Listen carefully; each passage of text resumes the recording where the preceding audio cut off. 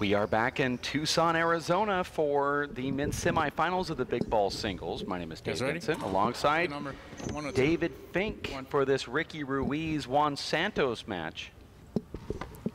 As we get ready for the big finals tonight on Saturday Night Live, where Sean Lenning will go up against an arch enemy of his on the handball court, Alan Garner. But here first, big ball players are whittling their way down to their finals as well, and we're giving you some bonus coverage on this racefor8.com website. So does that mean also bonus pay for the announced team? This is one of those freebies by the broadcast group. 0-0. Giving bonus coverage and also receiving zero pay and a lot of criticism. But I have a feeling that if you don't go ahead and announce the bonus coverage, you could be fined. So it's one of those volunteer jobs where you can actually lose money for not doing it. Yep. Huh. Side out. Those are I think, the best kind of jobs. 0-0-1.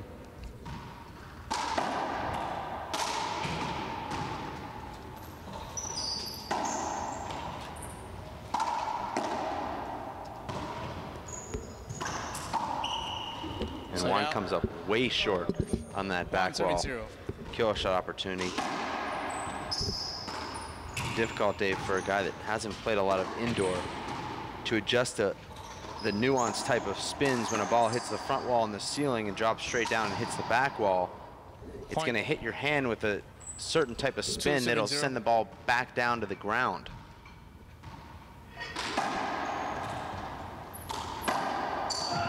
Nice dive right there from Ruiz. And then just a lackadaisical flip into the corner from Juan Santos. I believe, Dave, that the reason you see the big ball type of dive, which I believe, Dave, you would call more of a flop than a flying lunge, is because the small ball actually flattens out. You have to get down so low for it, as opposed to the big ball that doesn't really flatten out on the ground. 2-0.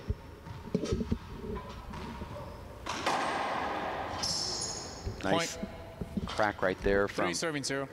Ricardo.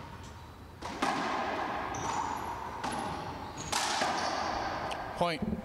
Sal Duenas said 4-0. within just minutes of this draw being posted on the internet that Ricky Ruiz had a clear path right to the finals. Side out. So, and I said to arguing about the draw is not unique to just the small ball players, is what you're saying. 1-4. True. He said that since he was in the finals of last year's event, he felt snubbed because he was in the upper bracket having to play Samson Hernandez to get to the finals. And I said, you won't even make it that far because I'm, of course, positive. And I'm, you know. Yeah. And, well, he didn't play favorites. He didn't make it that far, but that was not the point. He felt that he should not be in the upper bracket because he made it to the finals last year. But WPH doesn't really go off that. No. Traditional. The guy that won last year is 12 months ago. What does that have to do with the current players now and the rankings now? 0-5. WPH just a little bit different. So you mean WPH is like every other sport then, in that way? Well, every sport. Yeah. Not every other sport. It's not 50% of all sports, but every sport. Well, I was saying every sport except for small ball handball, which is what I meant by the every other. I guess so, yes. I mean, so what you're saying is, David, at a certain event where maybe a B player won the Open the year before, and then you have the #1 pro coming in, you think the #1 pro should be the top seed? Yeah. Oh, okay. We've seen it many times. It's ridiculous. I mean, the St. Louis Cardinals won the World Series last year, but they didn't get the #1 seed in the World Series this year. They actually had to go through the playoffs. Had that one-game playoff with the Atlanta Braves. You know, it's a little bit different. But, well, it's actually all the same, but maybe different. But still, they don't get the #1 seed next year. 7-0. At any point because of winning the World Series. Long ball. Second serve. But they do get to go visit the president at the White House, and I know that has nothing to do with it, but it has a lot to do with it. Nice little perk. Yeah. 7-0. Juan Santos off to a terrible start, Dave. What is there about playing singles on the webcast? He doesn't seem to be able to score points. Point. I mean, you know, Dave, that young Juan is having some flashbacks here. And Dave, this is what I would expect from an 18-year-old kid playing against the top players, getting donuts and losing badly. But this is the #1 player at 18. He just started playing 4-wall. Said that he likes it and wants to learn more about it, but it is foreign to him. Taking a ball off the back wall is just serving 0. 3 months old for this guy. But yet he's the #2 seed as a beginner in 4-wall. He is ranked #1 in the rankings. I mean, but aren't those 3-wall rankings? Yeah, but there's nothing to go off of. This is this is the first high-profile event like this. Wouldn't you maybe use some subjectivity since this is a completely different game? Whose subjectivity? The one that you're assuming? I'm not assuming anything. I'm thinking about perhaps squiring the top big ball players as to who they think might be or should be the top seeds, considering that this is a different way. Okay. Point. Let the rankings all work itself out in the end. It's 11. But how can they work themselves out properly if you have a guy that's seeded 2nd that really probably should have been seeded? We'll know next time at the next event. But you'll still be using the rankings. Well, the rankings will be altered because of this, which will then also push him around. Okay, so 12 serving 0. When he goes back to the 3-wall season, he'll then be ranked #4. That's right. Even though he's still #1 in. Yes. Okay, that makes sense. Yeah. That's right. Yeah. That's now you're making sense. That's how the rankings work. Yeah. And you see Ruiz so he's here. penalized actually for wanting to come out here and participate in a game that's foreign to him. Yeah. There's contact there. Over ball. Ricky now at 13-0, and this is what happens when we see the zeros on the scoreboard. Fink and I try to figure each other out. I think you're learning a lot. Possible actually, match point, serving 0. during these Santos matches. Well, hopefully we'll have a delay of 40 or 45 minutes with the lights, and we can really start figuring one another out. And Samson knows, or excuse me, Ricky knows that maybe he blew his chance to duplicate what his partner's done. No, he knows that he blew it. Okay. Because Santos will score. Well, that's a great serve. Right off the middle of the back wall.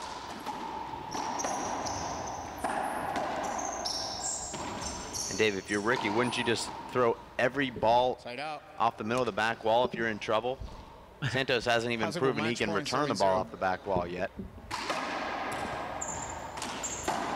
And that's a huge setup.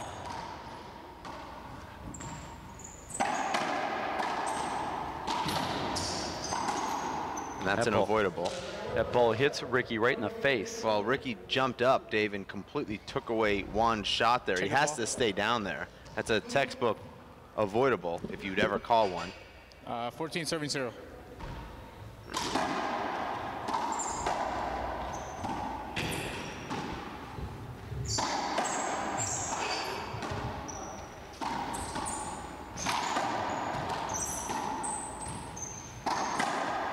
Nice shot right there from Ricky.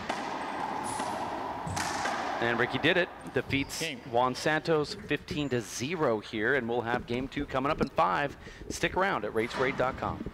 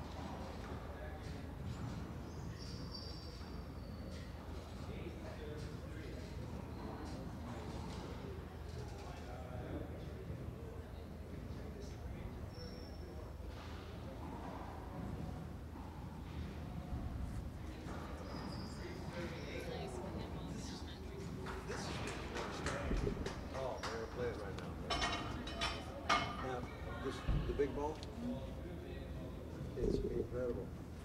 These guys gonna come on pretty quick, or? Yeah. Now it's going to go to the second game right now. Yeah. This big ball. Don't have to have gloves. Try gloves. And it moves a little slower. And very, very nice. Yes. Get into the game. That's where you want to start. That's it. Just let me know. We'll bring you into the game. Abraham, he's the man. Really. Start with this. This is very clever. Very nice. Yes. Bring plenty of t-shirts because you're going to go right through them. You're going to just soak them out. Get better. Chill.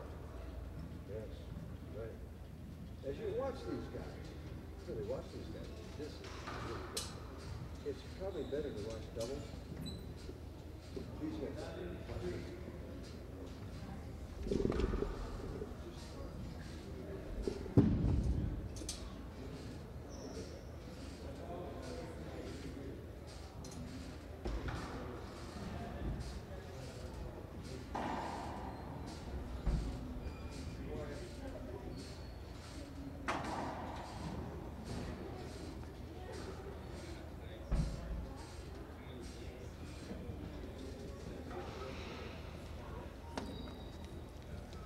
Juanito.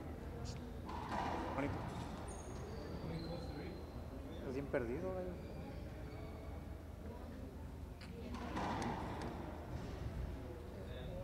También estaba bien cansado.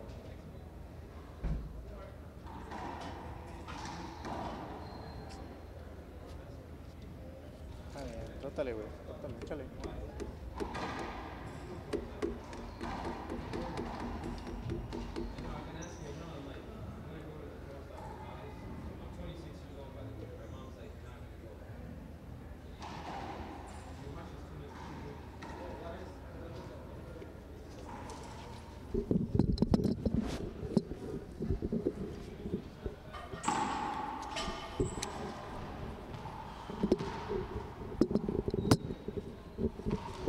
You guys ready?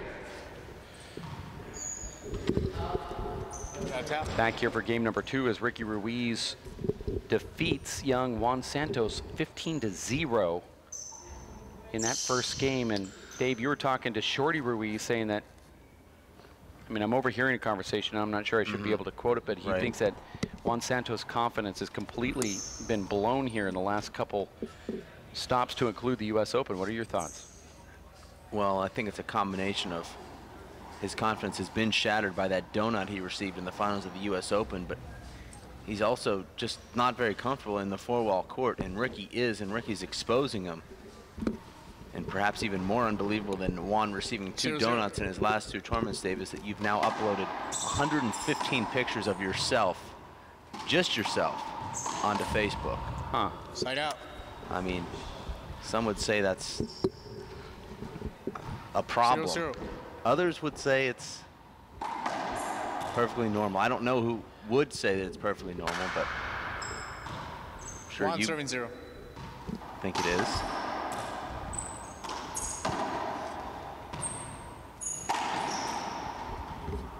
Side out. 0 serving 1.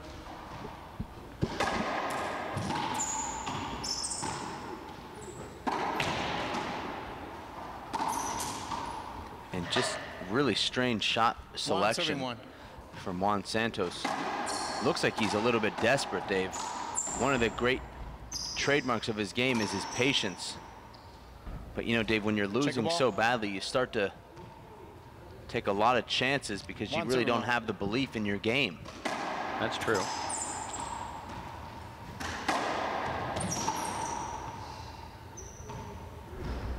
Juan serving 1. Is he saying 1 serves 1 or Juan serves 1? Sorry. Side out. Juan serving 1. Though he did say Juan serving 1, right? Okay. I'm going to keep doing that, you know, until somebody gets the 2. Until someone gets the 2. Okay. Sorry.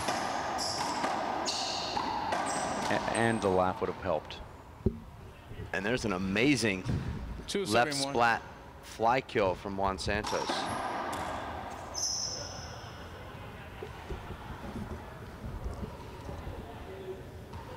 It's 3-1.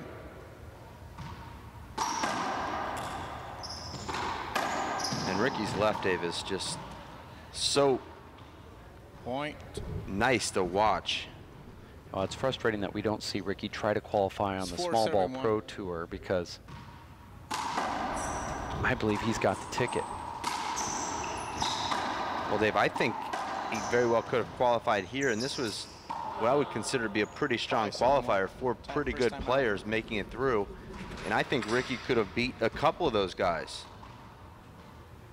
And has. I know that back when he qualified just a couple years ago for Detroit, he didn't make the trip, but he did qualify for it. I believe it was Andy Nett that he defeated to go there. Now, I know it's a different Andy Nett, but he certainly has game in the small ball world. Now you see Juan Santos getting some of that confidence back that Shorty Ruiz was saying that he lost. Now up 5-1 here. Well, it takes a lot more than a 5-1 start to a second game to rebuild that confidence. He'll need to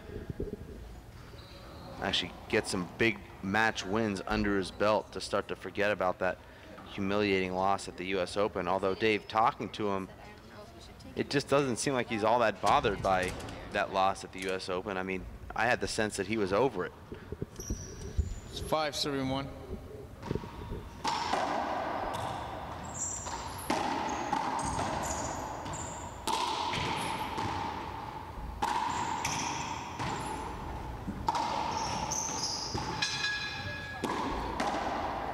Be a setup here for Ricky. Fortunately, Dave. Side out. Well, unfortunately for these guys, but fortunately for us, they've both been fined $35 for not wearing approved WPH gear, and that will spend nicely in Tahiti. They actually have a pretty good exchange rate there, and things are very reasonably priced, so $70 goes a long way there. Juan is completely tied up there, and I agree. I root for it now. Yeah. I used to think, wow, it's bad that they're not wearing TV suitable gear, but that's all right. Point. Well, serving 5. You can also, Dave, rather than pay the $35, just give up 15,000 free air miles. So you have a choice. Point. It's Juan 4-5. Santos 4-5. had a 5-1 lead, now finds it at a 1-point lead as Ricky's made a good little comeback here.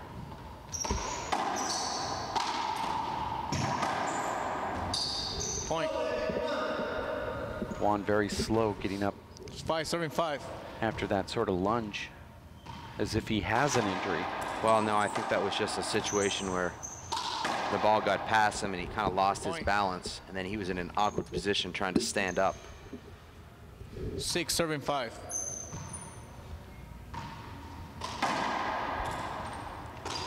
I know, Dave, for you, if the ball's literally not right to you, you throw your whole body into it and body on the ground to return it, even in a full suit. Yeah, it doesn't really matter. Yeah. Sometimes I find it's easier to stop just by falling to the ground than it is to actually 6-5. Put your legs out in front of you and try to maintain balance. Side out. That was a bad bounce off that back door, and Ricky sees a side out here. 5-6. 6 o'clock, we'll bring a Shorty Ruiz versus Samson Hernandez match, and there's that little mouse in the corner from Ricky Ruiz. What were you going to say, Dave? Sorry.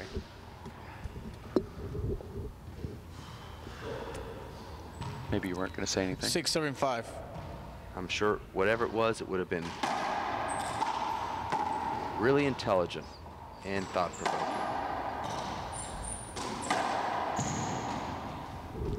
Side out.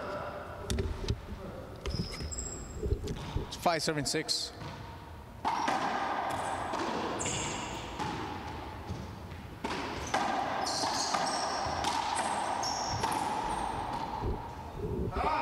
Ricky making a 6-6. Fist error there. Tried to pop that with a fist and went off the knuckle. Look at that shot right there, that overhand sort of splice. 7, serving 6. From Juan Santos. And Dave, do you think in some ways it works against the guy who gave the donut, where there's almost more pressure on him in the second game to try and match what he did in the first game? Yeah, you know, Dave, in golf, it's the hardest round is the one after you've played a great round, because in your mind, even if you're not playing that badly, you're so far behind where you were the day before. And I think that can happen when you play such a great first game and give a donut, and now all of a sudden you're still not playing badly, but your opponent is playing a lot better. Yeah, that's probably true. It's a little different type of pressure, but you think that anytime they score a point, it's actually a bad thing. Side out. Because you've obviously closed them out, and then it puts you kind of in a depressing mood, sort of like, well, I gave my very best performance. Like throwing a perfect game, you know? Having a perfect ride. 8 seconds. I know you dabbled in rodeo, Dave, as a youngster. Actually thought about going pro. That time I got on Old Red's back, and he bowed his back, and they knew instantly that he was done. You want a break? Timeout? All right, go. See that Ricky was asking for a shirt change. He does it unconventionally. Doesn't just, can I get my shirt changed? He just says to the ref, I need to change this. Ref asks a couple questions, and Ricky gets upset at the referee for not just automatically assuming his shirt was wet. This is game number 2. First one went to Ricky, 15-0.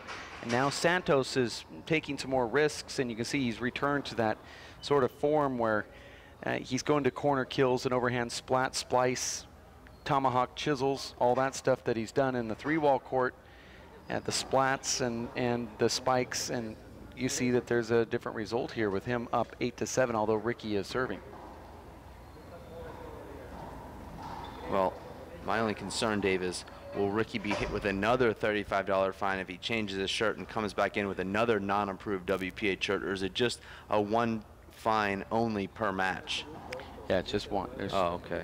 So it's in very this case, difficult for you. The only way a player can be fined twice in 1 match, maybe 3 times, is the shirt not coming into the booth after their broadcast. Okay. That's $70 right there. And then if you show up late, WPH reserves the right due to fan participation that you can actually lose some of your prize money, still play your match. And of course, that how much you're going to lose depends on how much food I ate in the day, which is really what my mood is in at that point. Right. And we kind of usually make up that by rule. About 4 o'clock, you're going on 24 hours without eating, so or probably not the best time to show up late. Yeah. So this is a 2-minute shirt change here. We were talking about nicknames in the small ball guys. Let's go ahead and go down the list of big ball pros here and see if we can test your knowledge on the nicknames. Samson Hernandez. Totoy. T-O-T-O-Y. Totoy. Okay. Didn't know how to pronounce it. Derek Piper. D-Pip. Pip, well, no. I'd like to, D-Pitty. Is that accepted? Very, very good. Daniel Cervantes. Black. Nice. Yeah. Sal Duenas. The Wiz. Abraham Montijo. TRR. The Roadrunner. Nice. Ashley Moeller played in the Big Ball Men's Pro. Her nickname is? Don't think she has one. Outdoor Ash. So we have to put a little asterisk next to that. Yeah. Got 10 seconds. Braulo Ruiz. Shorty. Very good. Thank you. Rudy Cruz.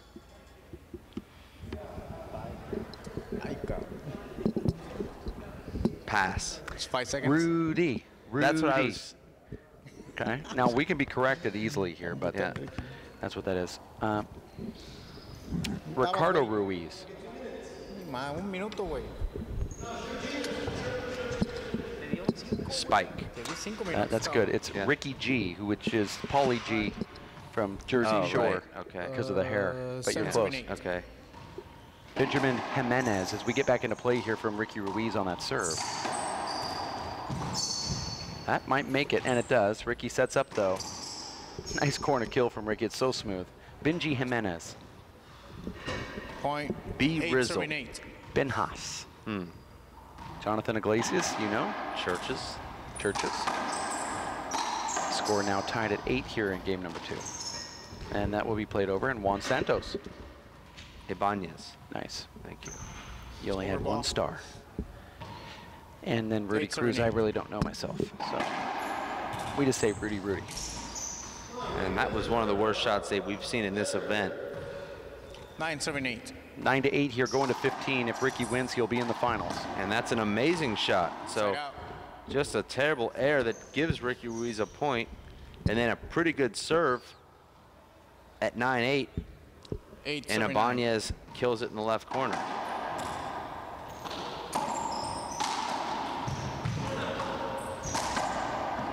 Point.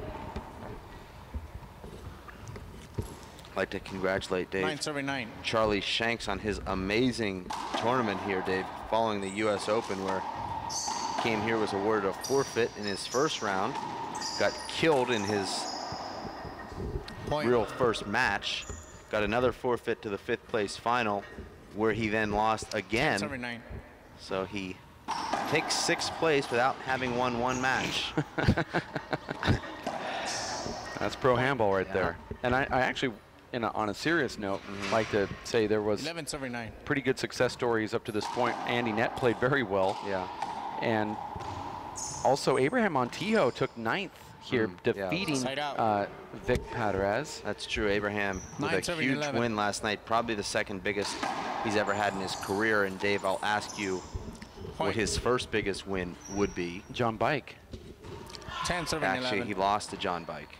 No, he beat him here at the Hall of Fame tournament a couple years back. Okay, but I would consider Dan Armijo. No. There's another player that he beat that would be ranked ahead of those guys at the times that he beat them. He is Irish. Bad ball. Oh, when he beat Michael Gregan back in 2010 or 11 in Austin. 2010, yes. Austin. 12-11. We're at 12-11 here with Ricky Ruiz trying to get those last couple points, and Juan Santos is just not going away. Side out. As you can see here, Santos having a good time here. 12. Now he goes into his chi moment. Do you think that chi moment, Dave, will catch on? I mean, I know that. Well, it's on. It obviously practicing has. I have practiced it. Yeah. Side out. It didn't catch on there. Now 12-11, serving again is 12-11. Ruiz. I know, Dave, you turned me on to yoga. You told me not only does it help you with your flexibility, but it's just so cleansing for you that every day at the office, you actually shut everything down from 2 until 3:30. You actually bring in 3 space heaters. And you said, you know, I love this Bikram hot yoga. And you actually said the room at some point is at 115 degrees, I believe. Yep.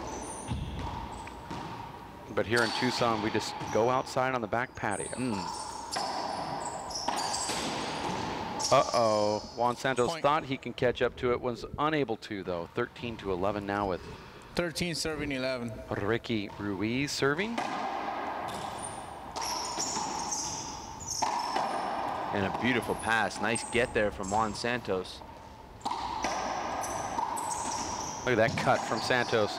Flips it to the front wall. Ricky catches up to it. Santos flips it back to the front, misses it again. Now game point and match from Ricky Ruiz. Ricky wins that rally, but frustrated with himself because he didn't hit the shots he was trying to execute. And there it is. Ricky takes down Juan Santos, is in the finals.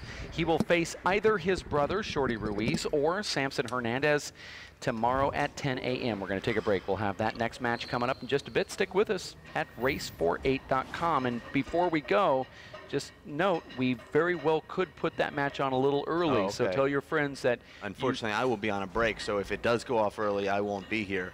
So we might be able to see that here in just another 15 minutes or so. So stick around for that back in the van. Okay? Okay. We'll be back. Stick with us. Takes a lot of energy. That's why I drink Zenergy. Feeling fantastic and looking good has never been easier. Science. Extreme science for your active lifestyle.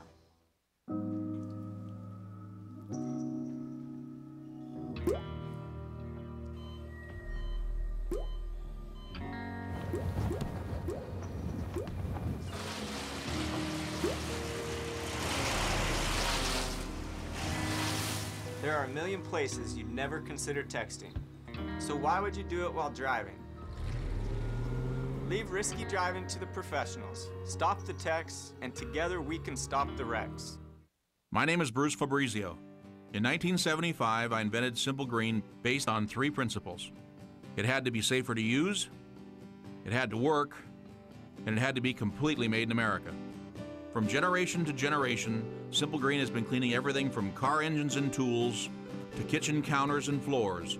No matter what you clean, indoors or outdoors, clean it with non-toxic, biodegradable Simple Green.